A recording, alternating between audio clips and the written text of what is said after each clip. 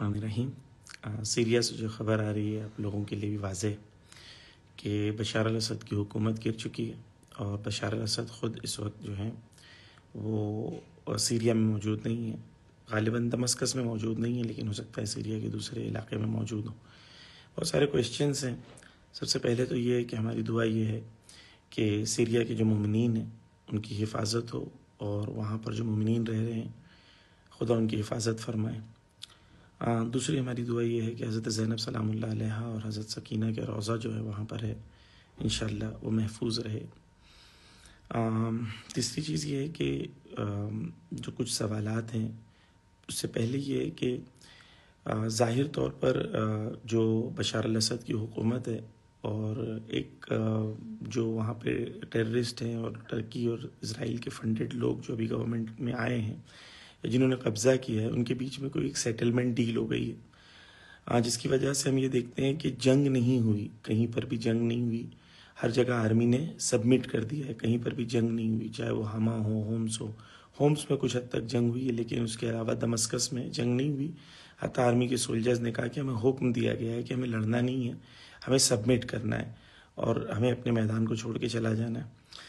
تو سوال یہ ہے کہ سب سے پہلا کہ یہ ہوا کیوں، اور اس کے اندر کئی آنسرز ہو سکتے ہیں، لیکن سب سے زیادہ جو اسٹرانگ انالیسز ہے وہ یہ ہے کہ سیریا، پوٹین اور ٹرمپ اور نیتنیاہو اور ترکی کے بیچ میں ایک ڈیل ہوئی ہے، اور اس ڈیل کے تحت سیریا کو کہا گیا ہے کہ آپ نہیں رہ سکتے، اور جب سیریا نے بھی دیکھا کہ ہر طرف سے جو ہے لوگ جو ہیں خصوصاً رشیا بھی اسے پش کر رہا ہے، تو اسے اپنا میدان چھوڑنا پڑا۔ سب سے زیادہ اسٹرانگ دلیل اس کے اندر ہی نظر آتی ہے۔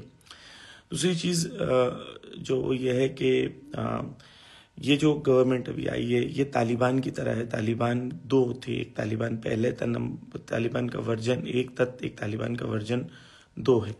جو طالبان کا سیکنڈ ورژن آیا تھا اس کے اندر ہم لوگ یہ دیکھتے ہیں کہ طالبان نے یہ حکم دیا تھا کہ جو شیعہ ہیں وہ محفوظ رہیں گے، شیعوں پہ اٹیک نہیں ہوگا، یا جو مائنورٹیز ہیں ان پہ اٹیک نہیں ہوگا، اور ظاہر طور پر یہ جو حکومت آنے والی ہے ڈیفینیٹلی یہ اسرائیلی فنڈڈ ہے، اسرائیلی گائیڈڈ ہے، اور پیچھے سے پورا ان لوگوں کا ہی نظام ہے جو اس کو چلا رہا ہے۔ لیکن یہاں پر چیز جو امپورٹنٹ ہے وہ ہمیں سمجھنا ہے، وہ یہ ہے کہ یہ حکومت نے بھی اعلان کیا ہے کہ چاہے شیعہ ہوں، اسماعیلی ہوں، علوی ہوں، یا کرسچن ہوں، یا کوئی بھی اور کمیونٹی کے ہوں، ہم آپ کو امان میں رکھیں گے۔ یہ ان لوگوں نے طالبان کے ایکسپیرینس سے سیکھا ہے۔ تو امید کرتے ہیں انشاءاللہ کہ یہاں پہ جو حکومت آئے گی اس کے اندر 2 چیز ہمارے لیے اہم ہے۔ ایک تو وہاں پہ رہنے والے مسلمان انسان مومنین کی حفاظت ہو، اور جو امریکہ کا پلان ہے، جیسے ٹرمپ نے کل میسج کیا ہے کہ ہم لوگ جو ہو رہا ہے سیریا میں اس سے بہت خوش ہیں اور بشار الاسد کو گر جانا چاہیے وغیرہ وغیرہ، تو یہ ہمارے لیے کلیئر ہے کہ یہ لوگ وہ لوگ ہیں جو لوگ چاہتے ہیں کہ سیریا میں کیوس ہو، اور دوسرا لیبیا بن جائے وہاں پر۔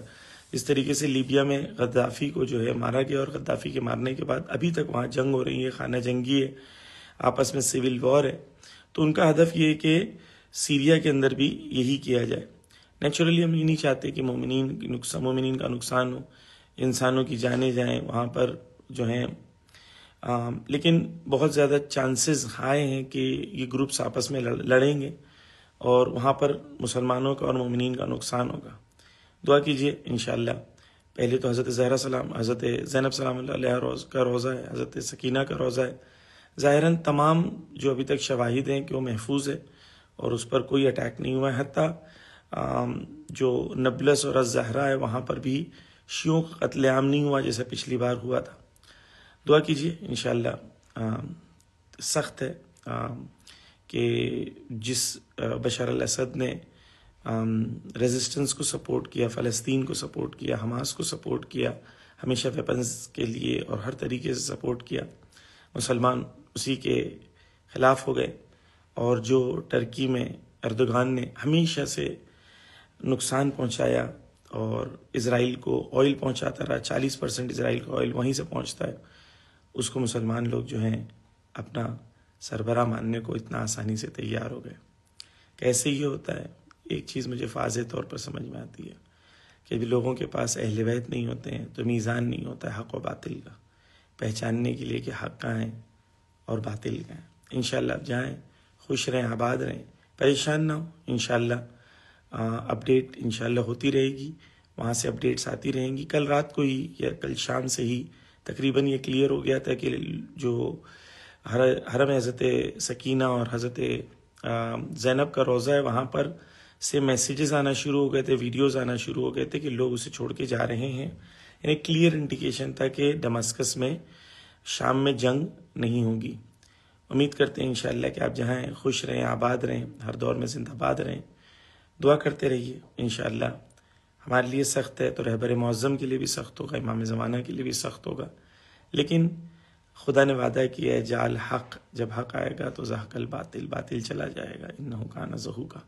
انشاءاللہ باطل ہمیشہ سے ہی ہم کمزور رہتا ہے، اور یہ زندگی کے حوادث ہیں جو ہمیں سکھاتے ہیں۔ مولا نے چاہا تو انشاءاللہ دوبارہ ریزسٹنس فورسز مضبوط ہوں گی اور انشاءاللہ جیت حق کی ہوگی۔ التماس دعا، خدا حافظ۔